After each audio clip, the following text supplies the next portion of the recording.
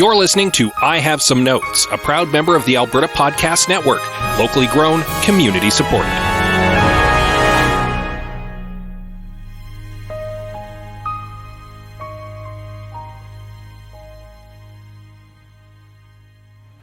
Hey Liam, how about a story about a young woman who travels back to the 1960s while she sleeps, only to discover it's a cesspool of abusive men and broken dreams? That sounds like a good premise for a heavy drama about patriarchal trauma. Oh yeah, and in the end, it turns out the real villain is other women. I have some notes.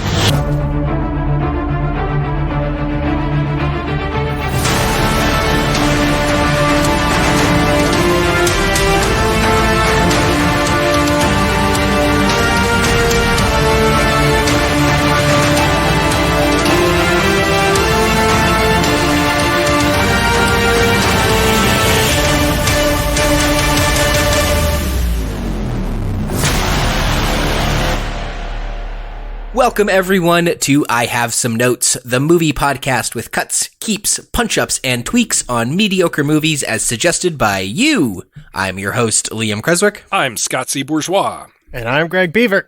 And today we are discussing 2021's Last Night in Soho, as suggested by listener Chris at Newfangled on Twitter. Yeah, Last Night in Soho. Edgar Wright, up until recently, one of my favorite directors. Up until recently.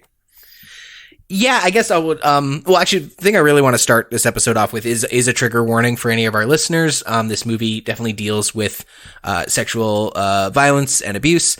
And so that's not something you want to hear three dudes discuss. Valid.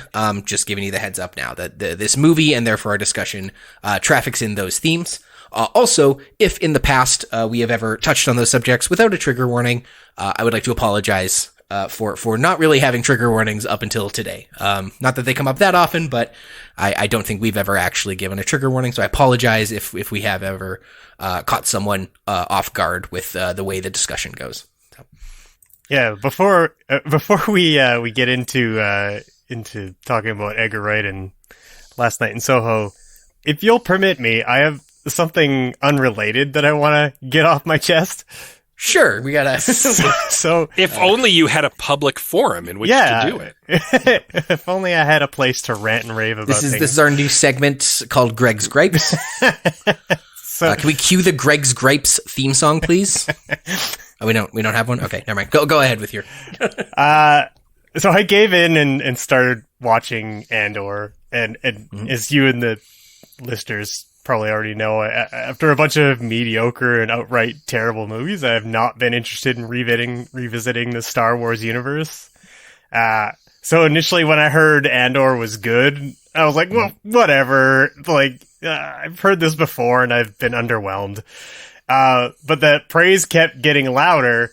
And I'll admit, I'll too experiencing some deep FOMO over it. And then Aaron just started watching it, and I was like, "Well, fine." And so, I started catching up. Before you get into it, can you just because I haven't seen it yet, can you tell me what are the two options they're presenting in this movie? What are the two options? Yeah, it's and/or it's something and or something else. I think the two options that they're offering are fascism and resistance. Sorry, I just go on. That's fair. That was a good one. I appreciate that you stopped me for that. Okay, so I'm annoyed that it's good. I wanted to be done with this franchise. And now I can't wait to watch the next episode. I'm especially annoyed that it took decades of mediocre movies and an endless parade of fan service to finally get something that is different, interesting, and actually has something to say about the world we live in. I dare say, Andor may be philosophically instructive in how we need to fight fascism. So, there's a take. Yeah. I mean, it's far from perfect, and like, there's literally like a plot point that Aaron and I had to look up on the internet because we were like, "What's going on?" And it occasionally maybe is a wee bit too sympathetic to the fascists, but overall, very good. I'm annoyed that I'm watching Star Wars again. Please stop telling me to watch it. I'm watching it. Fair. Yeah, you seemed very done with it after we did our Rise of Skywalker episode at the end of last season, because you revisited the modern trilogy, and I vividly remember you being like, I'm done thinking about Star Wars for a while. I don't want to talk about it. I don't want to think about it. Yeah. I mean, it helps that Andor is not, like, it's about as far away from Star Wars as most Star Wars are, so at least there's that, but, you know. Somewhat related note, I had just started watching something without Anita on kind of a lark, and partly because it had been recommended and because people kept saying it was good. And that was Wednesday on Netflix. When I heard the elevator pitch for Wednesday, I said, please, no, thank you. Because it sounded like something I did not want in the slightest. I have very fond memories of the original Addams Family movie growing up. The one with Raul Julia, and Addams Family's more recent outings have also been pretty mediocre at best, or very like directed at kids. So when I heard this Tim Burton series' premise, I was like, this sounds like it'll be real bad. And oh boy, am I happy to be wrong. It actually is pretty good. You're not annoyed like Greg is? No. Annoyed to be watching good content? I'm happy to be watching good content. I thought it was, like, it's very twee, I'll give it that, but, like, it kind of threads the needle of what it wants to be, and it was fun, and it was, like, because you can just binge the whole thing on Netflix all at once. You just, like, get through it, and I enjoyed it. So, yeah. If we're just throwing out random content that we recently consumed that surprised us with its quality, I'll shout out Wednesday, sure. Sure. Yeah, especially it's TV and movie podcast, but you just make it an even 3. I've been watching Welcome to Chippendales. That's pretty entertaining. I heard it was good. Yeah. Yeah.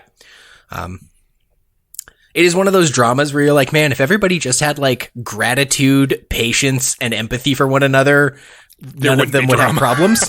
But it wouldn't be a drama then. But like, so many scenes in that movie where it's like, just stop being a dick to each other. Ironic. In a Chippendales that everyone's being a dick. Hey-o. Speaking of dickish men, we are talking about Last Night in Soho tonight. And yeah, this is the second time I had watched this one. I watched it when it first hit streaming. I didn't quite make it to the theater. It was still a little too pandemic-y for me to go to the theater for this one. Can we circle back around to the beginning of this conversation? Because you had said that Edgar Wright used to be your favorite director, and I want to pick at your brain about that. Yeah, so having watched this one twice, and then also very recently, I showed my partner Amanda Scott Pilgrim versus the World, which I loved when it came out. Like, loved the graphic novels. Truly, you know, I realize I'm a white man, so I'm already pretty well represented in media, but like the Scott Pilgrim comics, I was like, this is me. This is why representation matters. Like, I really connected with them. I really like those comics, really liked this movie. And then watching Scott Pilgrim again, just shy of a decade later, I was like, this is not as good as I remember it. And just some other reflections and things I've seen people criticizing Edgar Wright, especially hot on the heels of Last Night in Soho. I've just fallen out of love with him a little bit. I'm kind of, the rose-colored glasses have come off for some of his work. I'm now reluctant to go back and watch Baby Driver. Reluctant to go back and watch Shaun of the Dead.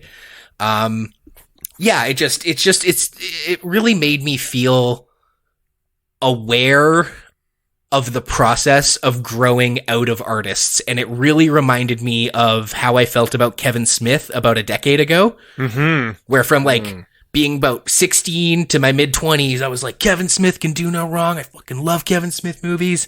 And then, reading enough criticism and watching it, sort of some of those movies a second or third time, well, and you start to be like, oh, maybe he's not auteur genius. Maybe he's just like a pretty funny guy. Like, but also watching it as a more nuanced consumer of media, because you're even just from doing this podcast in the last couple of years, you become more literate in the way that you consume a film. Like I found that's the case with me. I know Greg has mentioned it before that that's the case with him.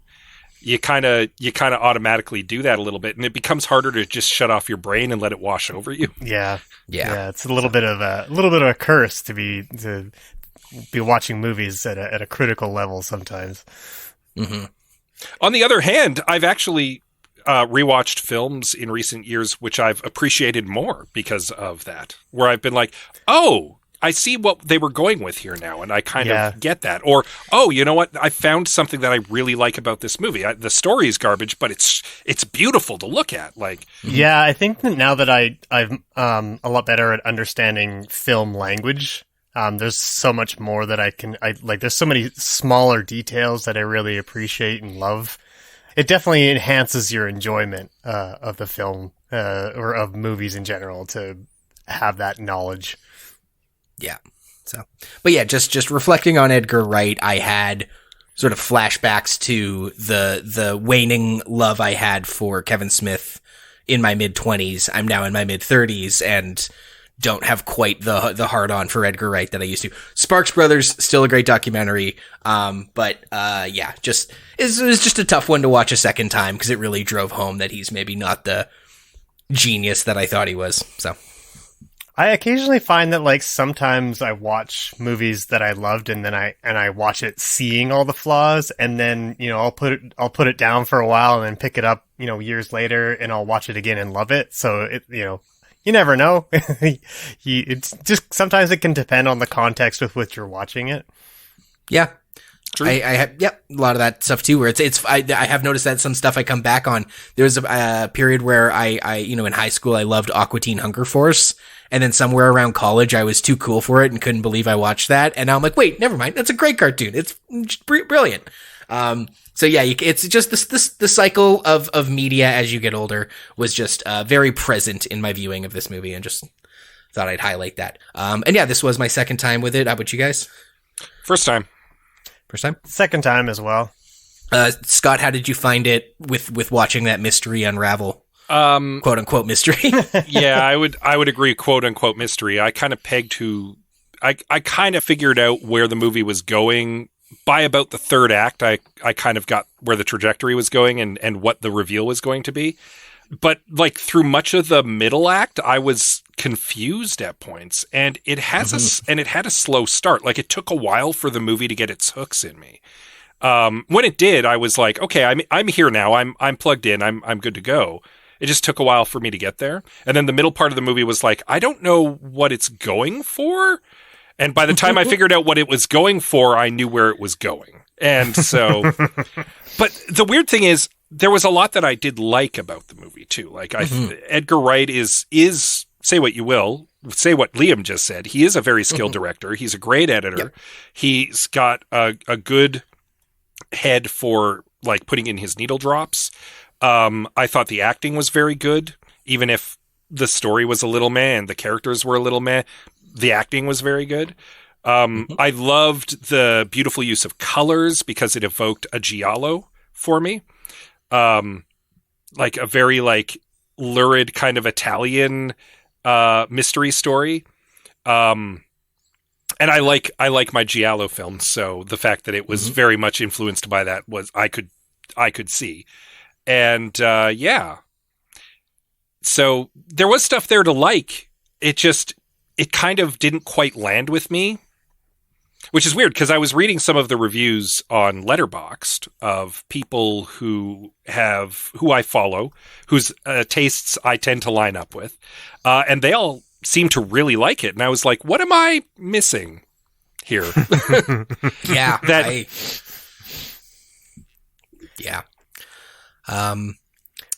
have to say, like, sorry, Liam, that when you guys were going back and forth on the chat, like I'd seen it before, but you guys had rewatched it before I rewatched it on last night, and you were going back and forth in the chat talking about the movie and what was wrong with it and that kind of stuff.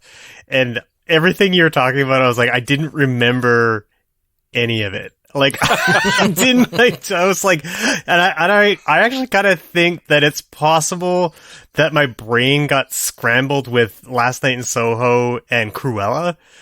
Just because there's that fashion designer. Yeah. 60s fashion. Yeah. And I think I had watched them sort of in the same, within a few months of each other or something like that. And just like, you just kind of conflated them. Yeah. And I think, and because we had watched it, we had done a show on it, I had thought much more critically about Cruella, and therefore it stuck in my mind a lot more. So yeah, it was really necessary for me to rewatch it, because had I not, I would have not been prepared for the podcast at all. Yeah, there are quite a few similarities to this in Cruella. And actually, before, I don't want to forget to mention this, but I would actually love to recommend some movies that are similar to this. For anyone who might want to watch films where there is some level of either catharsis or revenge or just the processing of sexual trauma, like catharsis against sexual predators. I highly recommend Promising Young Woman. Oh yeah. And I highly recommend Hard Candy. Those are, if you want to watch sexual predators get their comeuppance, watch Hard Candy and Promising Young Woman before you watch this one. And you'll get much more out of it than you do out of this. So yeah, just didn't want to forget to mention those, because watching this a second time, I'm like, man, I would rather watch either of those movies. Pretty much any day of the week. Of course, the cast on this one is Thomasin McKenzie as Eloise, the main protagonist. Anya Taylor-Joy as Sandy, and I said it right this time. I'm sorry for anyone who listened to the New Mutants episode where I called her Anna Taylor-Joy multiple times and no one corrected me. Anya Taylor-Joy as Sandy, and Matt Smith as Jack. Yeah, let's go to the trailer summary. Last night, I had a dream. There was a girl.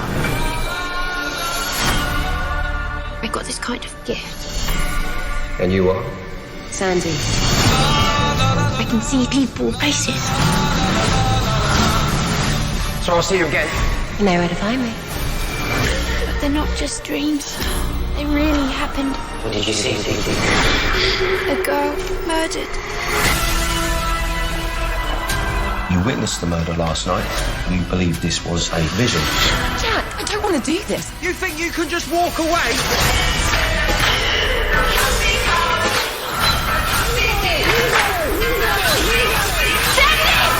Do you believe in ghosts? Save yourself.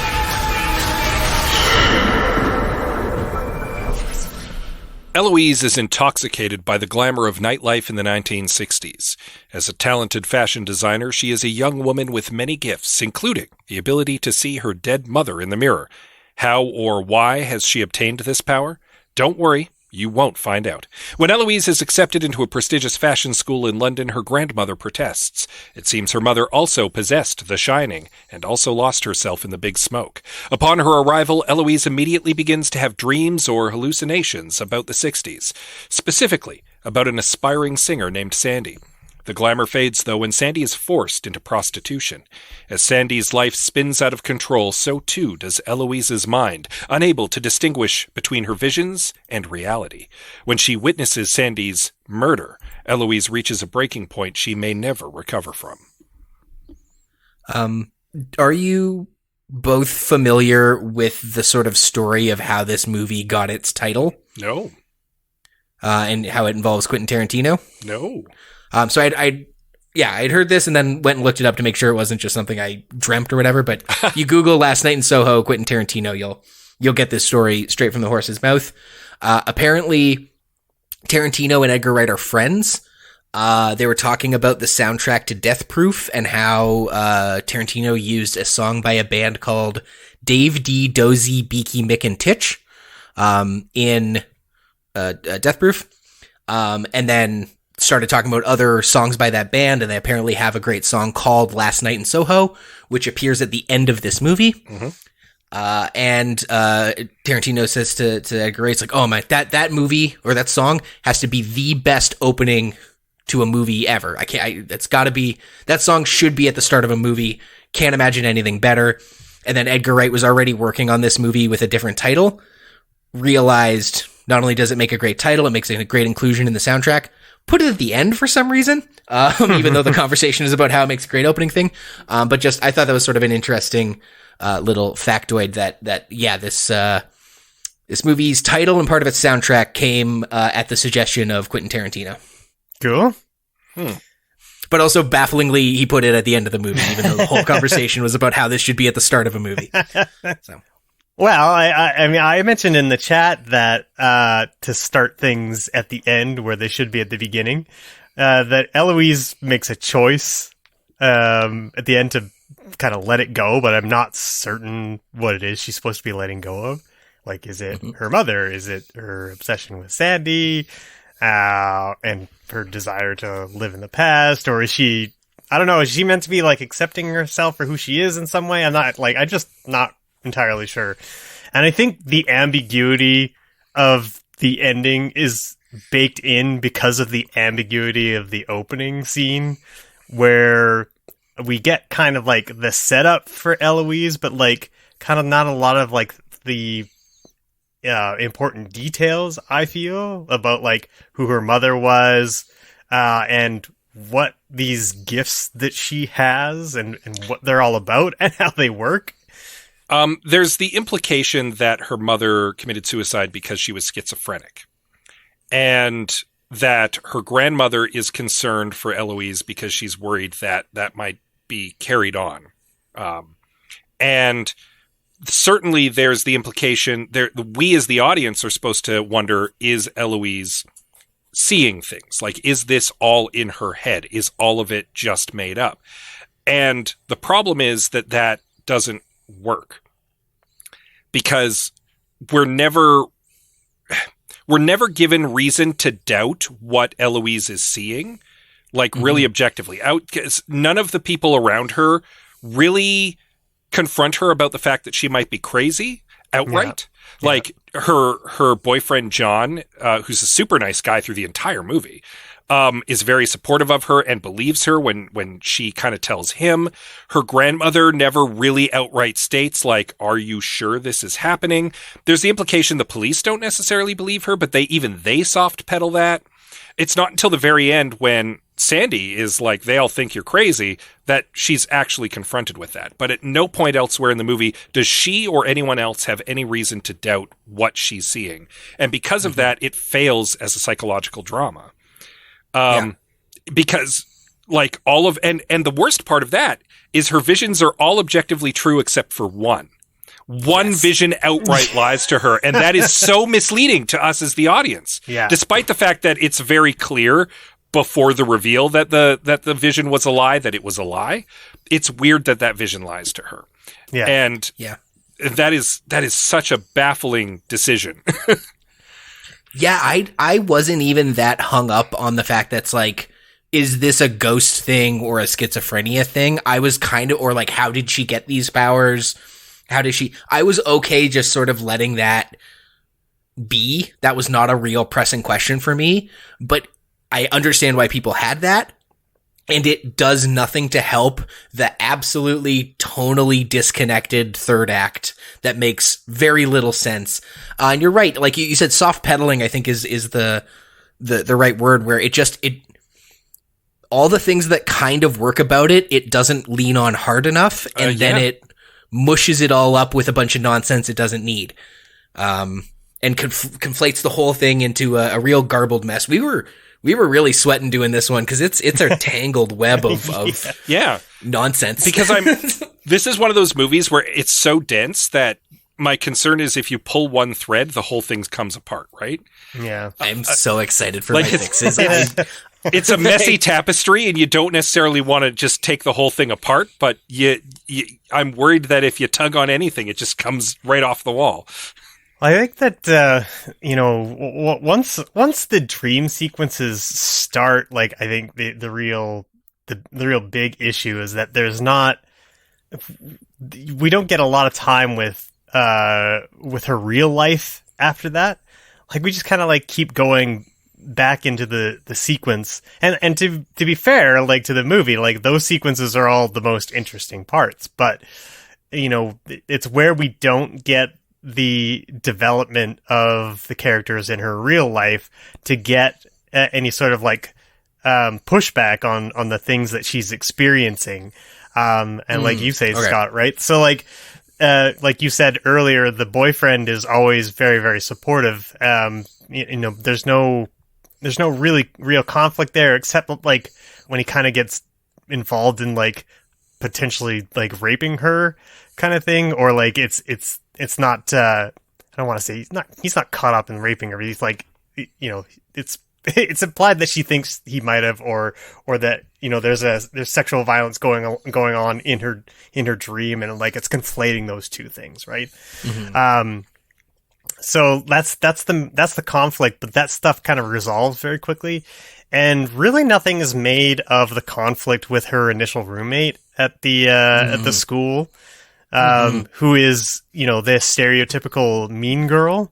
And there's lots of time spent setting her up, and then absolutely no payoff. Yeah, she's completely pointless. Like, the only thing, what happens is that eventually, through her hallucinations, she ends up trying to stab her with scissors, and that also doesn't go anywhere.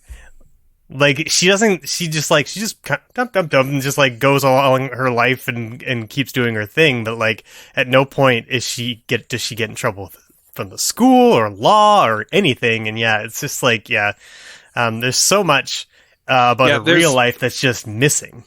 Well, and more to that, as she gets more and more caught up in Sandy's life and in the thought that Sandy may have been murdered, and that there's like some justice she needs to bring, there's implications that it's coming at the cost of her real life. Like, she's missing shifts at the bar. She's using the school archives for reasons other than her studies, which implies that she's letting her studies slide. She at one point like rips up her dress, one of her dresses. She hasn't been calling her grandmother, like her personal life, and she's been driving away this boy who she's interested in. It's implied that this is all coming at a cost to her personal life, but it doesn't. Like, there's no consequence in her personal life. It all just slides right by. Yeah, and in service of this, like, non-mystery about what happened to Sandy. Yeah. Well, I'm like I said, I'm very excited for my notes, because you've touched on all the things I observed on a second watch, and I truly think I have untangled it, but we're a ways away from that. Obviously, it's still an Edgar Wright movie. It's still pretty, like, what did we like? Obviously, the needle drop's dope, even though the Dave D. Dozy, Beaky McIntitch song comes at the end. Should come at the beginning. That's what my pal Quentin said. The soundtrack slaps. Just the whole aesthetic is very Edgar Wrighty in the best way possible. As I said, I like that it's very evocative of an old Giallo movie.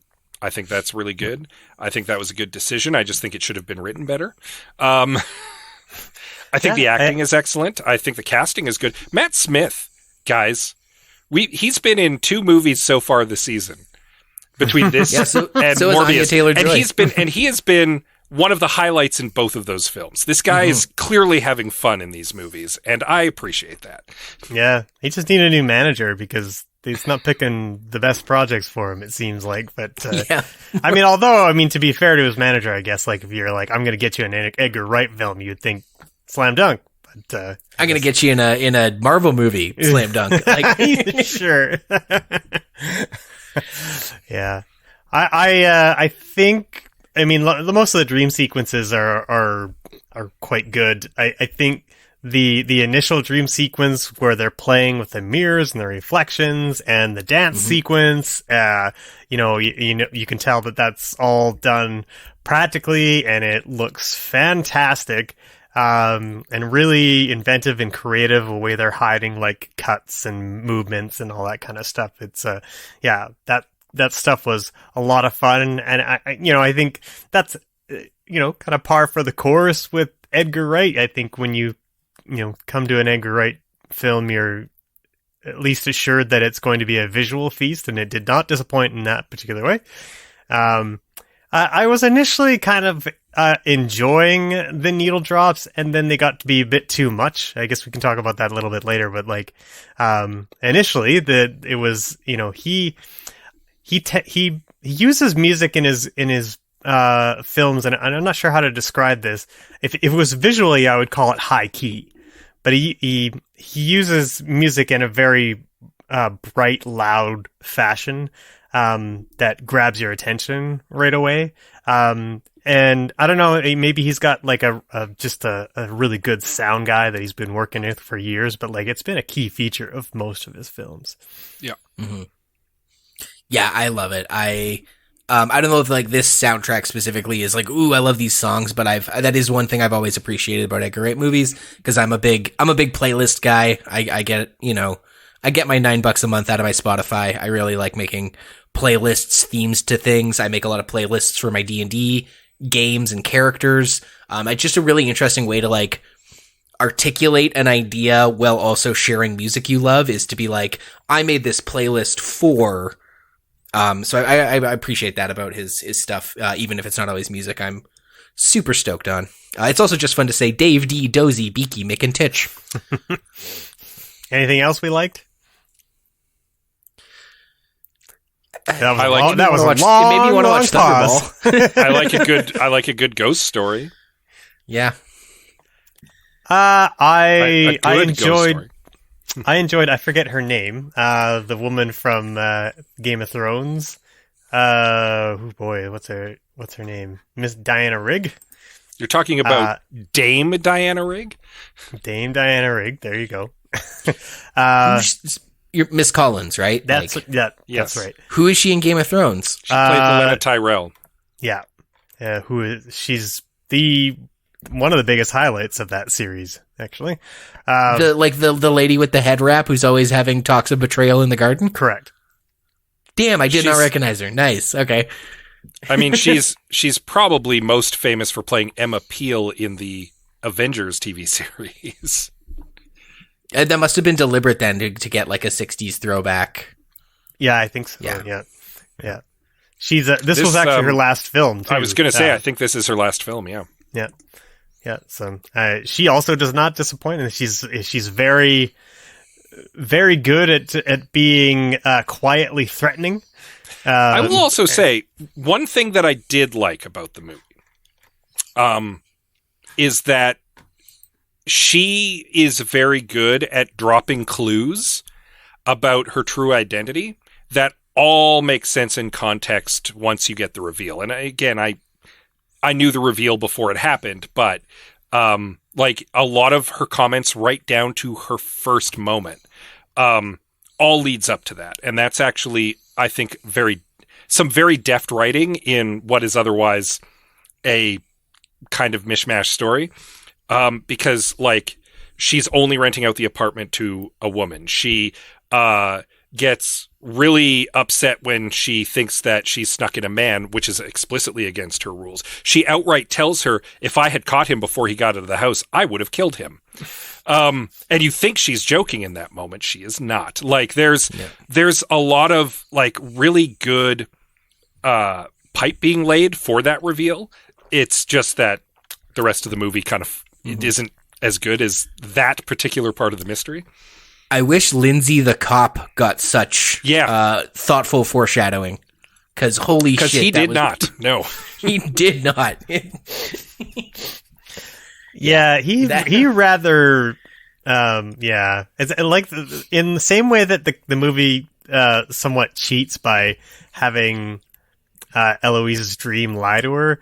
It also seems to cheat with Lindsay, because it's just like the guy is like mustache twirling the whole time, and like there's no intimation that he might not be Matt Smith prior right? to that, yeah. It's not creating a mystery by leaving clues couched in subtlety and subterfuge. It's just lying to you. Both the vision scene where she sees Sandy get murdered, even though Sandy never gets murdered. And then, this guy is like There's nothing other than like one line where he goes, I always said Sandy was too good for this stuff, which is technically something the cop said in the 60s. The movie. Okay, so See How They Run. Great movie. Just came out. There's a refrain in that movie where the detective keeps telling his partner, don't jump to conclusions. Don't jump to conclusions. And that's sort of what makes that mystery of that movie work so well, is because you're consistently reminded, don't jump to conclusions, even though you're seeing things that would make sense. This movie needs you to jump to conclusions. Holds your hand right up to the conclusion. It's like, this is the conclusion you should come to. Just kidding. It's a lie. Fuck you. Like it's not subtle in that way. It's really frustrating. Yeah. It creates a mystery surrounding Lindsay by withholding information. Yeah. Not giving us tantalizing clues. And then it outright lies to us once. And that's like, that does not a good mystery make. Yeah. Yeah. It barely does it with Sandy. I like that you gave the credit, Scott, but they barely do it with Sandy. They do it better than they do anywhere else. Yes. I think in fact when you watch the Tarot stamp stuff on rewatch, it's almost laughable the way that character is written and played. Because when you know the mystery, you know he's not the killer. It really just seems like the way he interacts with Eloise is just bizarre, and there's no rhyme or reason to it. Of course, she and the audience would think he's an aged Matt Smith. Watching it a second time when you know it's all coming, exactly like you said, and I think the first watch of this movie, it gets away with a lot because you're sitting there bracing for some kind of like reveal or clue. And then when it doesn't all really come together in a way that makes sense at the end, you just sort of get the relief of like, well, the movie's over and I got some kind of a conclusion. That's why a lot of people describe it as like not very satisfying, as opposed to like outright bad and confusing. It's because it doesn't, like we said, it yeah, you know what I'm trying to say. I'm sort of losing it's like I said off the top, but it's just like we don't really get a sense of what Eloise's arc was and what she had kind of accomplished. It's also like the revenge part of it is also kind of muddied by having the ghosts of the men who died plead plead for help. So like suddenly there's this sort of like moment where we're meant to feel sympathetic to them, which is strange. And the movie tries to have it both ways, but it was still a very curious decision. Not only does it try to have both ways with the ghost men pleading for help, it turns Sandy into a knife-wielding maniac in a burning building. Like it turned like this is a psychological thriller with style, and the last 15 minutes might as well be a Friday the 13th movie. Yeah.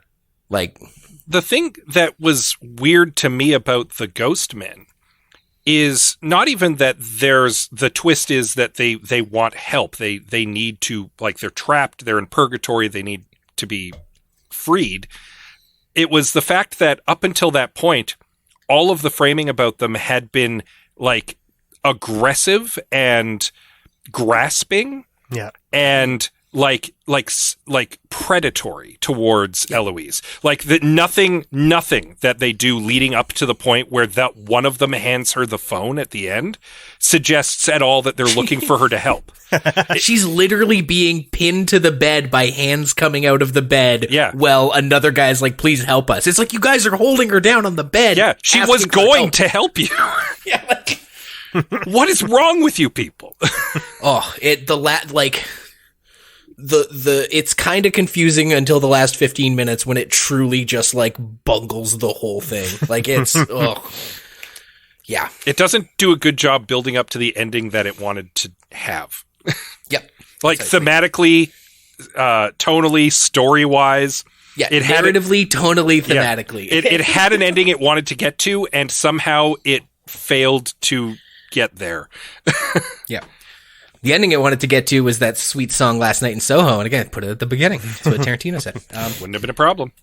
So, well, then let's say we go to our fixes, because like we said, this is a real tangled mess. But I've been chewing on it now for a couple of days, and I really think I've cracked it. The thing I'm most intimidated about is, can I articulate it verbally in a way that is interesting and engaging? Because you need like a storyboard or some pen and paper for this shit, and I'm going to try my best, and I'm excited to hear what you guys have as well. So let's hear from our friends at the Alberta Podcast Network.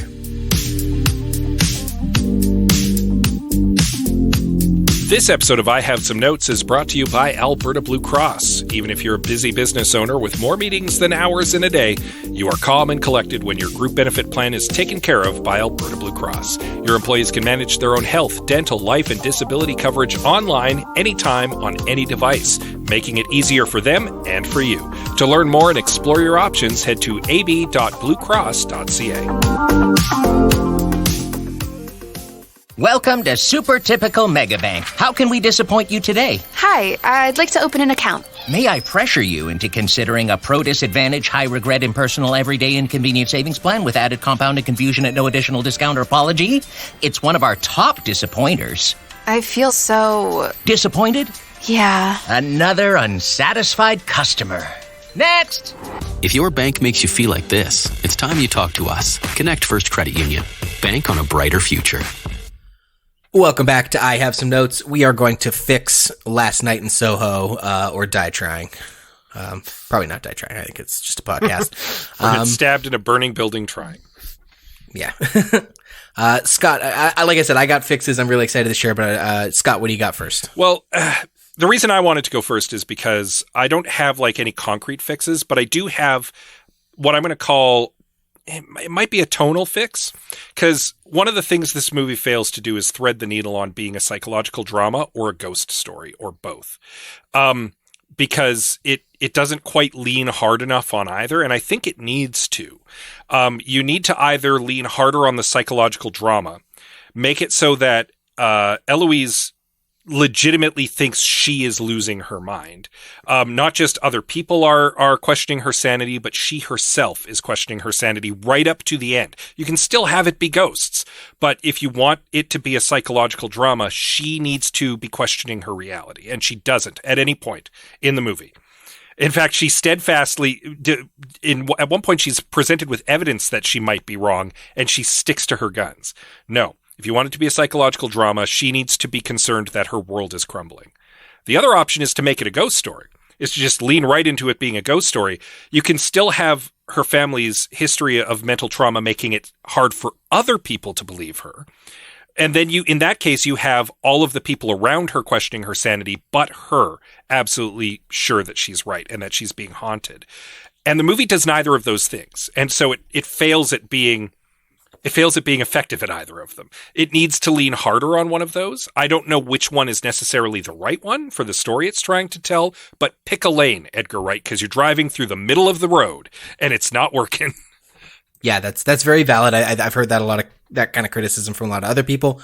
I don't think you're wrong. Weirdly, for me, on both viewings, that was not the thing I had a problem with. I was okay accepting, sort of suspending disbelief that this was like not quite psychological, not quite supernatural. Really, I just took it as a framing device. It's just a way to tell this story, is to sort of have her, maybe I should be more concerned about it. I just want to point out, you can't, listener, I don't mean to cut off Liam, and you can't see what I just saw, but Erin just hoved into view behind Greg, and she's dressed in black, and like she's in very washed out lighting, and she's got black hair, and I just about had a heart attack because I thought it was a ghost. I legitimately got spooked by Erin in the background of the Discord video that I'm watching, and I had it was so shocking I had to point it out.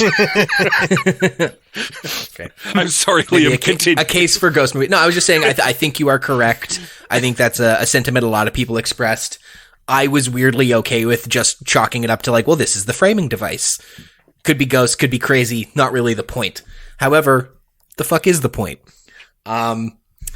So yeah, just in an attempt to not ramble too much for both, your guys' sake and our listeners, I'm going to do my best to articulate this because I really feel like I need like a Pepe Sylvia board to like deconstruct this, but I think I've untangled it. And so I'm going to break my thoughts into two parts, mostly just to keep myself from rambling. We talked about it a lot in the beginning. The reveals are really muddied. It's not so much a mystery as it just withholds information from you. The two most egregious examples of this are when her and John are in bed together and she looks up at the ceiling mirror and sees Sandy being murdered in no uncertain terms by Matt Smith, by Jack. When it turns out that is not the case. She, in fact, murdered Jack. The visions have not lied up until this point. Why is that a lie? It makes no sense. And we talked about that at the beginning. So right there, obscure it. Make it a little more subtle. Make it just like she witnesses a man forcing himself on a woman and a knife fight ensuing. That is enough for her to want to throw John off the bed, freak out, have John freak out, have Miss Collins freak out. A couple scenes later, you also see Sandy with a split neck in the fashion school. Cut all that and keep it a mystery because the visions should not be lying to us.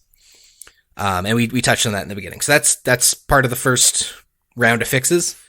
The other one is, like we said, the cop Lindsay reveal sucks. There should have been more examples. Like, he should have shown up at least one more time than just the one time in like a montage of her meeting a bunch of men. He just seems like the least shitty man in the 60s. He barely seems like a benevolent cop looking out for women. He just seems like the one guy who's still a creep but slightly above it all. So I want to see more of him in the 60s and more of him being a benevolent good guy. And also, in the scene where she confronts him because she's pretty sure she saw Matt Smith kill Sandy in her vision the day before, when they're in the bar together, like Greg said, it's laughable. If you know what's coming, his dialogue is so mustache-twirlingly sinister, it's nonsense. Have him be slightly more benevolent, slightly less creepy and mean to her, especially if we've seen more of him earlier, and then play up some of her hysteria. She kind of like chases him out of the bar and he runs into the street and dies. And that's where we find out he's actually the benevolent cop, Lindsay. Much like Greg said, nothing comes of all of these things she's doing in her life. The scissor stabbing, any of that stuff. I don't think she should be brought up on manslaughter charges or anything, but like the bartender and all the people around should be like, did you chase Lindsay out of the bar accusing him of murder? What's wrong with you, girl? Come on, get your head together. First you're flailing scissors at your classmates. Now this? Come on, come the fuck on. Cause it helps. It just, first of all, makes that reveal better, and it adds credulity to her losing her mind and becoming hysterical and not being able to tell reality from conflict fiction to the real world, right? Because there is no real conflict there. Two things. Does it ruin the story if she witnesses Jack's murder?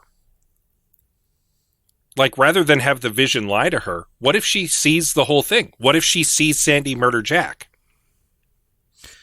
And what if then it becomes the question of, like, what happened to Sandy after that? Like, did she go to jail? Was she ever caught? Like, there's still a mystery to be unraveled there, and I think that it could still be an interesting one, even if she saw Jack get murdered.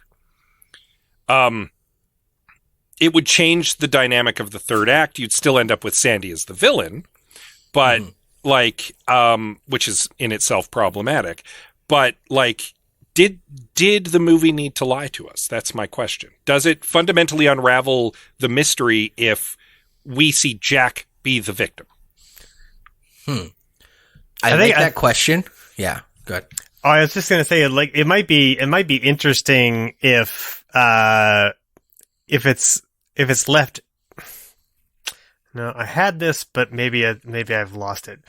It might be interesting if Eloise knows that Jack was murdered, but we don't. In the sense that, like, she suddenly understands who Sandy is, and it rocks her world, but not for the reasons that we think it does, kind of thing. Like, it might be a fun way of playing with, like, the audience's assumptions, because if you play it a certain way, the audience might automatically assume that it was Sandy who dies, but because Eloise is the one that's watching it, she sees exactly what happened. She knows that Sandy is the murderer, and suddenly this person that she was idolizing in her hallucinations turns out to be a murderer, and then the rest of the film is her sort of like trying to cope and deal with that, and it's breaking her mentally in ways that like maybe don't make sense to the audience. They start to I think become you hit the nail on the head clear there. If they don't make sense to the audience, I think it's just more confusion. Like, I like this idea, I like this train of thought, but I think she's our POV character. We need to know what she knows. Well, even the idea that even if we do know what she knows, her being haunted by visions of Sandy after that suddenly take on a much more sinister tone, right? Mm-hmm. Because now Sandy's not a victim who she's trying to find the mystery about. She's now being haunted by the spirit of a murderer. And like that could in itself turn into a predatory thing. I worry that muddies the theme of the movie, but that's it kind of turns, but it also kind of turns the prey becoming the predator thing, right? Mm-hmm. And almost a disproportionate revenge thing, maybe. Like, yeah, Jack had it coming. Did everybody have it coming? Because she becomes a serial killer, right? Hang on. How about this? How about the abuse itself is earlier in the movie is not explicit. Like, you're not entirely sure what is happening between Jack and Sandy. Okay, so like when we're leading up to that scene, we're getting Jack and Sandy, or Sandy's increasingly becoming more hostile towards Jack. But maybe it seems like she's doing that because she's not getting where she wants to in her career or something like that, right? But instead, so what happens is Eloise witnesses the murder straight up. She witnesses Sandy murdering Jack, and then and it seems like to us that she's murdered him for these superficial reasons. And then through the course of the third act, it begins to make more sense about like who Jack was, what he was doing, and then we can have Sandy actually have a reveal of who she is and what she's done and why she did it and why it makes sense she did it. I do actually like that framing better, because then it still is a mystery, and it ties into this this theme in the movie about the nostalgia for the 60s, because Eloise has this rose-colored view of life in the 60s. And you have that with Jack being her manager and her career seemingly starting to take off and then kind of faltering. And then she murders Jack. And that's the glasses off moment. And then from there, she starts to see all the ugliness. Like, it starts to get revealed to her what was really going on in that relationship, why Sandy was becoming resentful of Jack, how Jack was abusing and exploiting her, and what ultimately led to the murder. And you finally get that context and the reality of what was going on in that moment in the 60s. Right. You know, it could also be great. It's like you could, with the boyfriend, you could have his relationship mirror that, so that initially they're, he's like a lifeline in the school because he's actually nice to her, and then they begin to date and have a lot of fun together. And then as she's experiencing this fallout between Sandy and Jack, her relationship with her boyfriend, I forget that John, it starts to deteriorate as well. So then you can sort of play with the reality. So that way you get the conflict in the reality and in the dream sequences. And you can show how the world has changed as well. Their relationship is clearly on the rocks because she's having visions, and being like have like the wool is being pulled off her eyes, John can still be a nice guy by the end. I don't think he needs to be a repeat of the guys in the 60s. I think that's a hopeful ending if he is genuinely a nice guy in the end, and either they end on good terms or they get back together. I think that's a hopeful ending to it. He can make mistakes, but like it's out of like an attempt to help. You know, he can help, and he can help in the wrong way that sort of like creates more friction, conflict and friction. But yeah, like he could always be sort of like on the altruistic side. And plus, she is seeing the dynamic of their relationship informed by what she's seeing in her visions, right? So, like, she's gonna like, much in the way that in the real movie she misreads Lindsay, she could be misreading the relationship with John. Yeah. My other point. Sorry. Because I did have 2 points. My second point was, could we make the movie more personal and more dangerous for Eloise? Could Sandy have been Eloise's mother or grandmother? I love both of these ideas, but I had fixes with what's on the paper that I was only like halfway through. Oh no! Oh, I'm sorry. So both of these are fun ideas, but I had fixes that keep most of the pieces I thought you were in done. order. I'm very sorry. No, I know I said I had it in 2 parts, and I sort of said it like it was 2. But I love these ideas. These are all as good as what's here. So, yeah. So you're pitching that Miss Collins is either the mom or the grandma. Not necessarily Miss Collins, but just like and this is a huge rewrite, but there's this a little bit of a hanging mystery about what exactly happened to Eloise's mother, why she went crazy, why she killed herself while she was doing exactly what Eloise was doing, trying to become a fashion designer in London.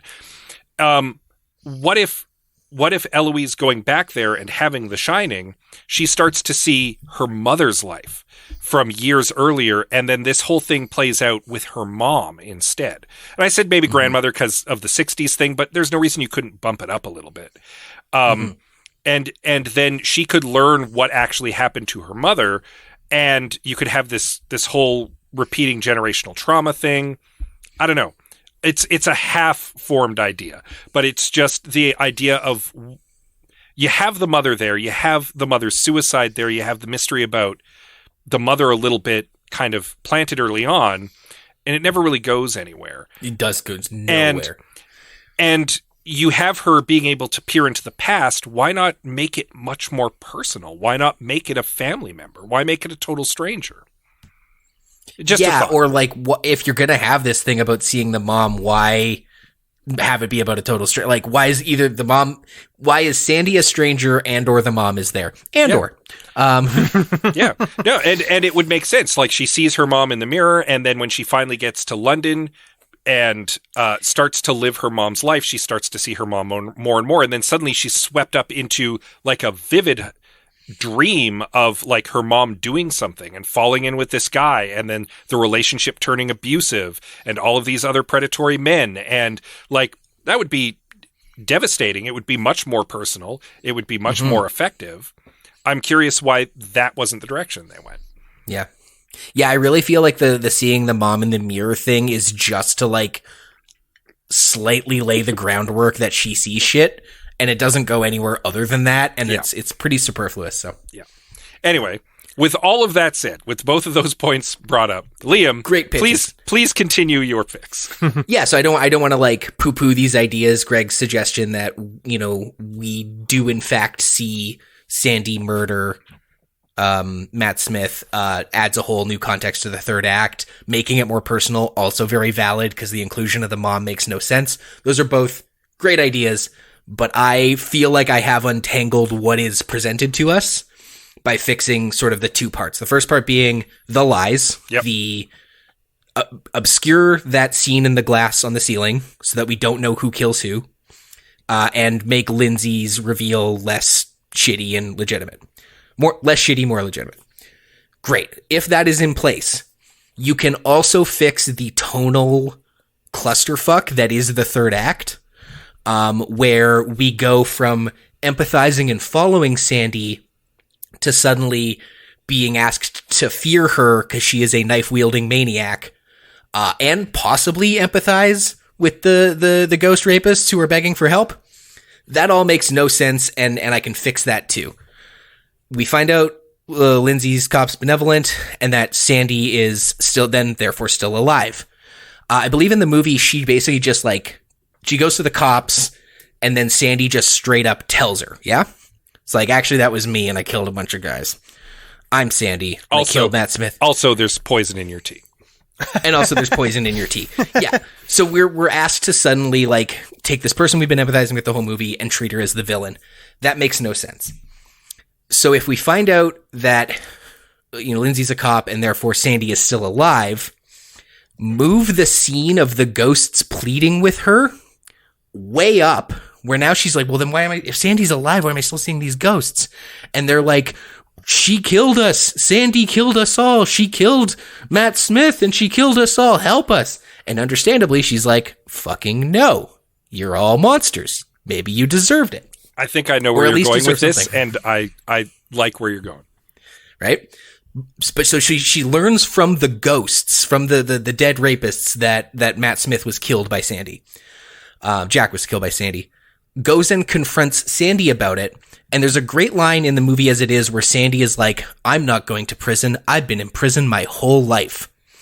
And instead of turning the third act into this action-packed, burning house, knife-wielding conflict, you have a somber, heavy scene where Sandy explains her shit to Eloise and goes, what? And they already kind of do this a little bit, but lean into it way more. I've just admitted to killing all of these men, or at least Jack. No one's gonna believe you, Elle. No one's gonna believe you at all. You went from Sandy's dead to Sandy's a murderer. No one's gonna believe you. You're hysterical. You got Lindsay killed. You threatened your coworker or your schoolmate with a knife. Too bad. You're never gonna get me on these trumped up charges. Get out of my house. And instead of having a whole burning building, knife-wielding fight, you just have that arc for Eloise be like, wow, you are in a prison of your own making. And you know what, Sandy? Your life is still defined by Jack and the men who abused you. Even after killing them all, you are still being controlled by them. And because it tries to have these themes of men are abusive, but also the men controlling women, I think, is a much more interesting idea to explore. And so just to sort of have Eloise be like, whether you're a lover or a killer, they still define you. You are still defined by your relationship to these men. And now you have to sit in your smelly house full of corpses, dealing with the hell you've made for yourself. And Eloise's arc is learning to not let men control her, not be defined by the men in her life, and just basically leave Sandy to sit and stew in her own hateful juices. And then we don't have to try to buy Sandy as a knife-wielding maniac. Because she's not. She even says, I agree, those men had it coming, you're a victim of circumstance, you did what you had to. So if she did what she had to, why are we also afraid of her poisoning our main character and her boyfriend? I have an alternate version, which still gives us a climactic showdown with Sandy. If you really want to have her dramatic scene of past Sandy climbing up the staircase after Eloise, because admittedly it was a pretty rad shot. You can still have that reveal come a little earlier, where Eloise discovers that the men are actually trying to get help because they have all been murdered by Sandy. And she's, at this point, empathizing with Sandy. She's like, no, you guys, you're all monsters. You deserve to have this happen. And I'm not going to help you. Because I had suggested earlier on the idea of disproportionate revenge. Mm-hmm. And what if then for the third act, after we've had this confrontation with the men, after she's had this confrontation with Lindsay and gotten him injured, maybe she gets called back in by the cops. She's just done. She wants to get out of London. And she asks John, because she's hung up with the cops or something, to go and get her things. And he goes back to the house to get her things, and it's around this time that she learns that not all the men who were killed were deserving. Sandy became just this serial killer. And she realizes she's just put this guy that she likes in mortal danger, and she rushes back to the house in time to catch Sandy attempting to murder John, and you still have this climactic showdown. And because Sandy, as far as Sandy's concerned, any man, especially a man who she already thinks she saw potentially abusing Ellie, because remember we had the weird thing with the vision earlier on could easily be misconstrued. She realizes she's put a guy she really likes in mortal peril, and she goes back, and that's the impetus for confronting Sandy. I love that, because as I wrote this out, I'm like, the only problem with my fix is the third act conclusion is a somber conversation about the patriarchy and men controlling women, and not anything at all exciting. Well, in my exciting version, it solves the problem of why do we buy Sandy suddenly becoming threatening to Eloise? She's not. She's threatening to John. Who, might I add, on the nose, is named John. Yeah. Literally, she kills John. Yeah. And so now there's danger. We know there's danger. And you obscure that he would be in danger right up until that last shoe drops, that last pin drops into place. And Eloise realizes, I've just sent him to his death. Like, oh my God. And she rushes back to the house to try to save him. And she gets there just in time. Like, he's already injured, but he's alive. And then you have the confrontation with Sandy. And then you can be like how many men, yes, a lot of the men you killed, Jack certainly deserved it. Some of the men you killed probably deserved it. John doesn't deserve it. Like, what have you become? Yeah, I love that. It's a nice compromise. Because mine ends with a reflection on not letting men control you and the patriarchy, but does not involve any burning buildings or knives. And you can still have that confrontation just with a burning building and knives. Yeah, absolutely. I rather like the somber one too. I think actually going into this being fairly nervous about trying to I think we all were a little trepidatious about trying to fix it, but I think we wound up with 3 pretty solid ideas of how to course correct. I think it worked out pretty well. Yeah. And then the only little thing I want to add to mine, I do think that it muddles the theme of what the problem with men is also muddled throughout. Mm-hmm. And I think in my version, you also retroactively go back and have slightly more examples of men trying to control women the way Jack the pimp tries to control Sandy. Yeah. Where as opposed to this sort of nebulous, sometimes men are bad and creepy. It's well, no, sometimes men try to force themselves in a myriad ways on women. Hell, you could even have a thing with Lindsay where, yes, he's a helpful guy who's trying to look out for women, but he does so in a very demeaning, overbearing, I know what's good for you, listen to me, stay away from all those creeps who think they know what's good for you. And just put some of that in there to help reinforce the theme that I'm going to for the end here. But fuck yeah. Sweet. Yeah. Nailed it. Nailed it. Speaking of nailed it, so did our listeners. Thank you to everyone who commented. We always appreciate your thoughts. We love reading them on air. Gives us perspectives we hadn't considered. Or just some funny quips. This time was no different. Fellow podcasters, So What Happens Next says, would have to rewatch for specifics, but definitely tightening up the story. This is a great movie, but it does get a little long. I don't know. I'm not sure if the runtime is an issue for me. Story definitely needs tightened up, though. Yeah. Chris says, Chris, I believe this is the individual who suggested this film. Hot on the heels of us talking New Mutants. Chris says, I thought it was too obvious that Terrence Stamp wasn't really who she thought he was, and I had a fix for that, but I can't remember it now. I also thought the creature design was too Doctor Who for a story that should not be Doctor Who. I see that. Yeah. I see that.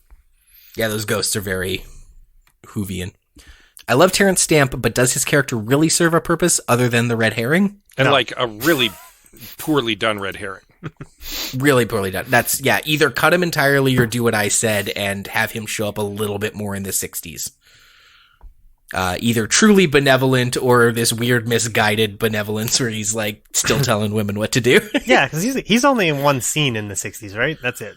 He's in the middle of a montage. Right. In one scene. Yeah. Like he's how like and that's I think that's why it doesn't feel like a red herring. It just feels like left out information. Is you're like when you're watching the movie, who else could he be but Matt Smith? There are no other male characters from the past that would still be alive threatening people. Yeah.